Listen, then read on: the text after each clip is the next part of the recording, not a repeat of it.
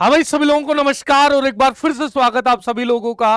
भारत की जनगणना जनगणना से लगातार हर एग्जाम में सवाल पूछे जाते हैं, चाहे यूपी कांस्टेबल की बात करूं, चाहे यूपी ट्रिपल एससी पैट की बात करूं, जेल वार्डर की बात करूं, या भले ही किसी भी उत्तर प्रदेश में होने वाली परीक्षा के लिए मैं बात करूं। जनगणना अहम मुद्दा हो जाता है, जनगणना एक अहम चैप्टर हो जाता है। तो आज इस जनगणना से पूछे जाने वाले सारे के सारे सवाल तुरंत 10 मिनट में करने की कोशिश करेंगे, इसको समराइज करने की कोशिश करेंगे और जनगणना से संबंधित महत्वपूर्ण बिंदु आपके लिए लिखकर लेकर आया हूं। तो भैया चलिए चालू करते हैं भारत की जनगणना। जनगणना के जो आंकड़े मैं आपको दिखाने वाला हूं, ये 2011 के आंकड़ों के अनुसार है। 2021 में जो जनगणना आनी थी वो लंबित हो चुकी है, भारत सरकार द्वारा उसे 2024 में जारी किया जाएगा। तो 2024 के में जनगणना आने के बाद जो परीक्षाएं होंगी वो उसके आधार पर होंगी, लेकिन उससे पहले जितनी भी परीक्षाएं होंगी वो 2023 तक, तो 23 में जो भी परीक्षाएं होंगी वो 2011 की जनगणना के आधार पर ही होंगी। तो इन फैक्ट्स को याद रखिएगा मेरे प्यारे साथियों। सबसे पहले हम जनगणना के बेसिक्स की अगर बात करें तो विश्व में पहली बार जो जनगणना करी गई वो स्वीडन में करी गई 1749 में। और इसके बाद दशकीय जनगणना की मैं बात करूं कि भाई 10 साल पर जनगणना की जो शुरुआत करी गई वो अमेरिका में चालू करी गई, 1790 में इसकी शुरुआत करी गई। अगर मैं बात करूं भारत में पहली बार जनगणना करी गई तो 1872 में लॉर्ड मेयो के समय पहली बार भारत में जनगणना की गई, इसीलिए मेयो को भारत में जनगणना के जनक कहा जाता है। इसके बाद भारत में पहली दशकीय जनगणना मतलब 10 साल के बाद जनगणना का आरंभ किया गया 1881 में रिपन के द्वारा। जी हां, बिल्कुल वही रिपन है जो पंचायती राज के जनक जाने जाते हैं। वही रिपन है जिन्होंने बहुत सारे प्रशासनिक सुधार करे। 1881 में भारत में हर 10 वर्ष के अंतराल पर इस जनगणना का आरंभ कर दिया गया। अगर मैं बात करूं विश्व जनसंख्या दिवस की तो मेरे प्यारे साथियों, विश्व जनसंख्या दिवस मनाया जाता है 11 जुलाई को। कब मनाया जाता है सर? 11 जुलाई को यह सेलिब्रेट किया जाता है। अब सबसे पहले जनसंख्या के आंकड़ों में सबसे पहली जो बात आ जाती है कि भाई सबसे ज्यादा लोग कहां पर रहते हैं, तो सर्वाधिक जनसंख्या वाले नगरों का अगर क्रम देखें तो सबसे ज्यादा मुंबई में आपको लोग देखने को मिलेंगे। सबसे ज्यादा जनसंख्या मुंबई नगर की है मेरे प्यारे साथियों, मतलब मुंबई शहर में सबसे ज्यादा जनसंख्या रहती है। उसके बाद दूसरा स्थान है दिल्ली का और तीसरा स्थान है कलकत्ता का। तो याद रखिएगा MDK, मुंबई, दिल्ली, कलकत्ता, यहां इन तीनों शहरों में क्रमशः सर्वाधिक जनसंख्या आपको देखने को मिलती है। इसके बाद अगर बात करें सर्वाधिक नगरीकृत राज्य, मतलब भाई कोई भी शहर होगा, कोई भी जगह होगी, वहां दो लोग रहेंगे किसी भी राज्य में, शहरी और ग्रामीण। अगर सबसे ज्यादा हम बात करें भाई नगरीकृत राज्य की तो सबसे ज्यादा नगरीकृत राज्य आपको देखने को मिलता है गोवा, दूसरा स्थान है तमिलनाडु का, तीसरा स्थान है केरल का और चौथा स्थान है महाराष्ट्र का। GTKM गोवा, तमिलनाडु, केरला और महाराष्ट्र सर्वाधिक नगरीकृत राज्य ये आपको देखने को मिलेंगे। सर्वाधिक नगरीकृत राज्य, सबसे ज्यादा नगर कहां? गोवा में, फिर तमिलनाडु में, फिर केरला में, फिर महाराष्ट्र में। इसके बाद जनसंख्या घनत्व की बात कर लेते हैं, मतलब एक निर्धारित क्षेत्र में रहने वाले लोगों की संख्या। अगर उसी निर्धारित क्षेत्र में एक आदमी रह रहा है और कहीं दूसरी जगह उसी निर्धारित क्षेत्र में ज्यादा लोग रह रहे हैं तो उसे कहेंगे कि वहां का जन घनत्व ज्यादा है। अगर बात करें निम्नतम जन घनत्व की तो सबसे कम हमें अरुणाचल प्रदेश में, फिर मिजोरम में, फिर सिक्किम में, फिर मणिपुर में। अरुणाचल प्रदेश में जन घनत्व की जो संख्या है वो 17 आपको देखने को मिलती है, मिजोरम में 52, सिक्किम, मणिपुर। आप सिर्फ ये याद रखना कि सर नॉर्थ ईस्ट में सर्वाधिक, नॉर्थ ईस्ट में न्यूनतम जनसंख्या घनत्व आपको देखने को मिलता है। सबसे कम कहां देखने को मिला? अरुणाचल प्रदेश में, फिर दूसरा आपको देखने को मिला मिजोरम में, तीसरा आपको देखने को मिला सिक्किम में और चौथा आपको देखने को मिला मणिपुर में।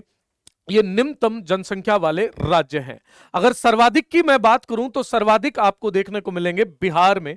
सर्वाधिक जनघनत्व की अगर मैं बात करूं तो ये देखने को मिलेगा बिहार में, फिर आपको मिलेगा पश्चिम, बिहार के बगल में, बिहार से लगता हुआ पश्चिम बंगाल दोस्तों, और फिर नीचे चले जाना केरला, केरला, और चौथा आ जाएगा उत्तर प्रदेश दोस्तों। चौथा कौन सा आ जाएगा? उत्तर प्रदेश। सर्वाधिक घनत्व आपको बिहार, फिर पश्चिम बंगाल, फिर केरला और फिर उत्तर प्रदेश में देखने को मिल जाएगा मेरे प्यारे साथियों। अब बात करते हैं कुल साक्षरता दर की। साक्षरता माने जो लोग पढ़ लिख सकते हैं, तो भारत में लगभग 100 लोग अगर माने, कुल अगर लोगों को हम 100 के बराबर माने, तो लगभग उनमें से 74% लोग, मतलब 74 लोग पढ़े लिखे हैं। अगर निम्नतम साक्षरता दर की मैं बात करूं, तो सबसे कम साक्षरता दर आपको देखने को मिलेगी बिहार में। सबसे कम आपको कहां देखने को मिलती है दोस्तों? यहां पर बिहार में आपको देखने को मिलती है, फिर अरुणाचल प्रदेश में, फिर राजस्थान में, फिर झारखंड में आपको देखने को मिलती है। बिहार, अरुणाचल, राजस्थान और झारखंड। बार्ज याद रखना, बिहार, अरुणाचल प्रदेश, राजस्थान और झारखंड, इनमें न्यूनतम साक्षरता दर आपको देखने को मिलती है।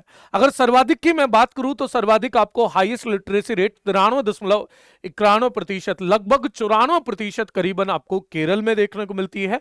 फिर आ जाइएगा मिजोरम में, ये डार्क ग्रीन वाला केरला, फिर आ जाता है मेरे प्यारे साथियों मिजोरम, फिर आ जाता है त्रिपुरा और फिर आ जाता है गोवा दोस्तों। याद रखिएगा, सर्वाधिक अगर आपको साक्षरता दर पूछे तो नीचे केरला, फिर सीधे यहां पर आ जाना मिजोरम, मिजोरम के बगल में लगता है त्रिपुरा और यहां पर लगता है गोवा। केरला, मिजोरम, त्रिपुरा और गोवा में सर्वाधिक साक्षरता दर आप लोगों को देखने को मिल जाती है मेरे प्यारे साथियों। अब साक्षरता दर में पुरुष और महिलाएं दोनों आ गई, लेकिन अब बात करते हैं कि पुरुष साक्षरता दर कितनी है। भारत में कुल पुरुष साक्षरता दर 82.14% आपको देखने को मिलती है। अगर निम्नतम की बात करूं, तो निम्नतम बिहार में पुरुष आपको साक्षर देखने को साक्षर नहीं मिलेंगे। बिहार में निम्नतम 73.4% साक्षरता है पुरुषों की। फिर आ जाता है अरुणाचल प्रदेश, फिर आ जाता है आंध्र प्रदेश, फिर आ जाता है मेघालय। इसे हम बोलेंगे बाम। क्या बोलेंगे सर? बाम बोलेंगे। बिहार, अरुणाचल प्रदेश, आंध्र प्रदेश और मेघालय, बिहार, अरुणाचल प्रदेश, आंध्र प्रदेश और मेघालय, यहां न्यूनतम साक्षरता दर पुरुषों में देखने को मिलती है। अगर मैं बात करूं सर्वाधिक साक्षरता दर वाले, पुरुष साक्षरता दर वाले राज्य, तो सर्वाधिक आपको पुरुष साक्षर आपको केरल में देखने को मिलेंगे, फिर मिजोरम के अंदर, फिर गोवा में, फिर त्रिपुरा में।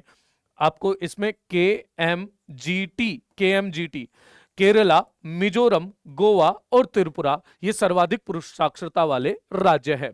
अब बात करते हैं महिला साक्षरता की। ये अहम हो जाती है स्लाइड। भारत में कुल महिला साक्षरता केवल 65.5% है। आज जिस दौर में हम बात करते हैं महिला पुरुष की साक्षरता, महिला पुरुष को बराबर की दृष्टि से देखा जाए, वहीं भारत में महिलाओं की साक्षरता दर 65.5% है। अगर न्यूनतम की मैं बात करूं, तो सबसे कम महिलाएं पढ़ी लिखी आपको राजस्थान में देखने को मिलती है। महिलाओं में साक्षरता दर राजस्थान में न्यूनतम देखने को मिलती है।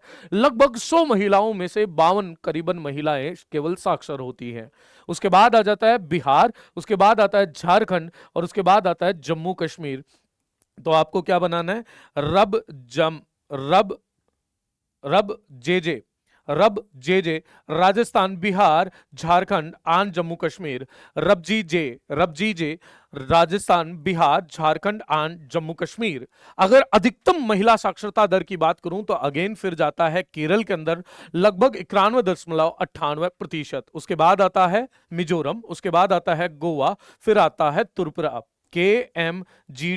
KMGT, केरला, मिजोरम, गोवा और फिर त्रिपुरा अधिकतम महिला साक्षरता दर वाले राज्य आपके सामने देखने को मिलते हैं। अब बात करते हैं स्त्री पुरुष अनुपात, माने कि पुरुषों की तुलना में महिलाएं कितनी हैं। अगर पुरुषों की संख्या में 1000 मानूं, तो भारत में केवल और केवल 943 महिलाएं ही हैं। अगर न्यूनतम महिलाओं के स्त्री अनुपात की बात करें, मतलब सबसे कम महिलाएं पुरुषों के अनुपात में किन राज्यों में देखने को मिलती हैं, तो सबसे कम हरियाणा में केवल 1000 पुरुषों पर 879 महिलाएं हैं, 879 महिलाएं हैं। फिर दूसरा जम्मू कश्मीर 889, फिर सिक्किम 890 और फिर आ जाता है पंजाब दोस्तों। याद रखिएगा, हरियाणा, जम्मू कश्मीर, सिक्किम आन पंजाब।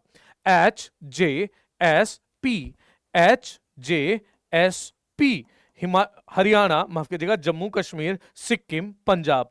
हरियाणा, जम्मू कश्मीर, सिक्किम और पंजाब। अगर अधिकतम स्त्री पुरुष अनुपात की मैं बात करूं तो केरल के अंदर 1000 पुरुषों पर 1084 महिलाएं हैं। इसका मतलब पुरुषों की तुलना में महिलाएं ज्यादा हैं। तमिलनाडु, फिर आता है आंध्र प्रदेश, फिर आता है मणिपुर। केरला, तमिलनाडु, आंध्र प्रदेश और मणिपुर। केरला, तमिलनाडु, आंध्र प्रदेश और मणिपुर, ये अधिकतम स्त्री पुरुष अनुपात। क्लियर है मेरी बातें? अब छोटी छोटी कुछ तथ्यात्मक बातों का अध्ययन कर लें।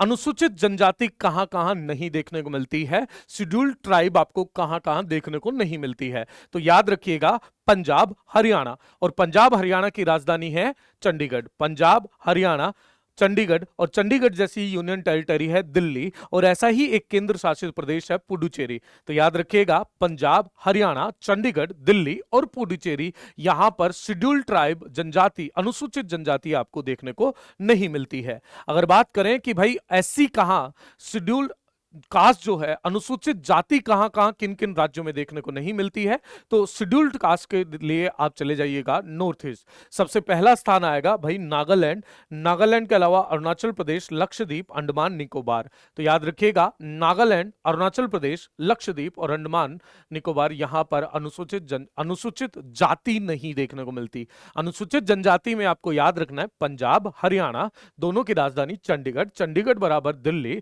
दिल्ली बराबर पुडुचेरी। यहां पर अनुसूचित जनजाति नहीं देखने को मिलती। अनुसूचित जाति कहां देखने को नहीं मिलती, तो नागालैंड, अरुणाचल प्रदेश, अंडमान निकोबार, लक्षद्वीप और अरुणाचल प्रदेश दोस्तों, यहां पर अनुसूचित जाति यहां पर अनुसूचित जाति आपको देखने को नहीं मिलती है। शेड्यूल्ड कास्ट, ट्राइब तो यहां पर मिल जाएगी, शेड्यूल्ड कास्ट देखने को नहीं मिलती है।